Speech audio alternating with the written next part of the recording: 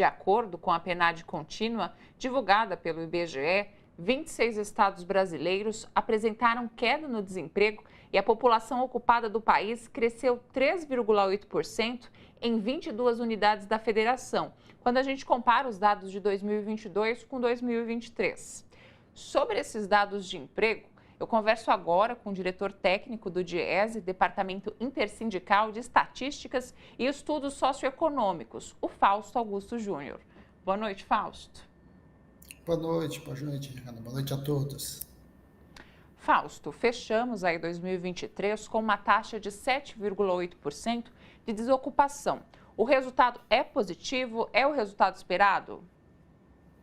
Bem, é bastante positivo. Nós estamos com a menor taxa de desemprego desde dezembro de 2014, ou seja, o Brasil está voltando a um padrão de desemprego baixo que a gente assistiu ali nos melhores anos ali do governo Lula e Dilma. Isso é bastante importante porque nós estamos aí terminamos o primeiro ano do governo e que, de certo modo, conseguiu alcançar um crescimento econômico e uma geração de emprego bastante razoável e acima, inclusive, do que o próprio mercado esperava no começo do ano.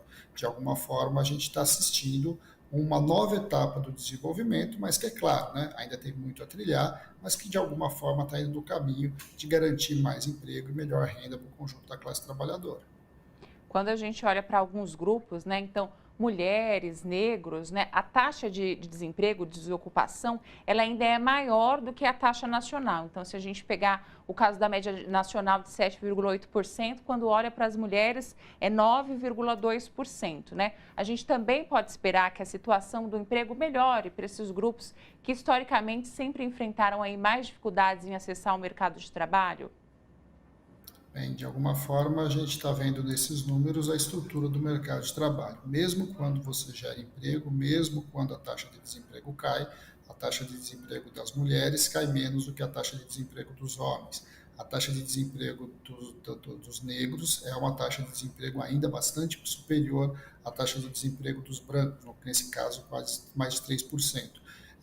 Isso faz parte das nossas desigualdades. Também a gente vai assistir do ponto de vista regional, quando a gente vai ver que a taxa de desemprego no Nordeste também é uma taxa de desemprego maior do que a região Sul-Sudeste. Então, quando a gente olha para esse cenário, de alguma forma, pensar o desenvolvimento do Brasil precisa passar por um olhar sobre essas especificidades e sobre esses problemas estruturais da nossa economia.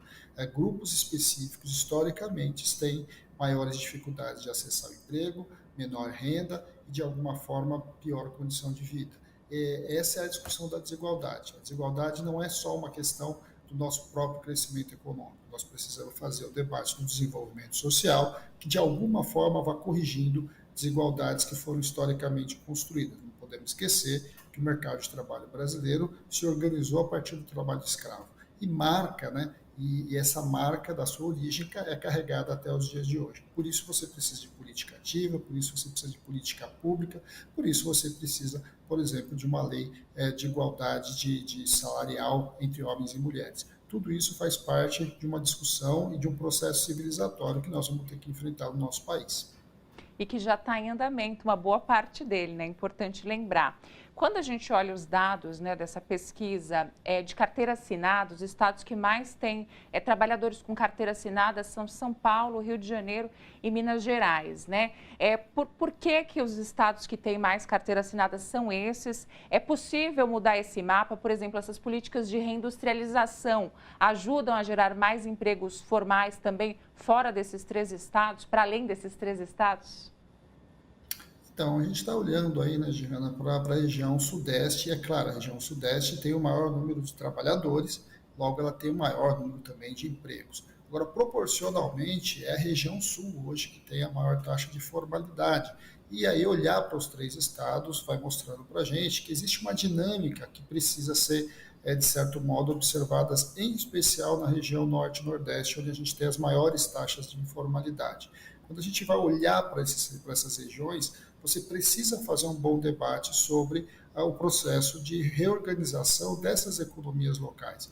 O Nordeste é a segunda região mais populosa do Brasil, mas também é a região onde a gente tem a maior taxa de desemprego e a gente tem a maior taxa de informalidade.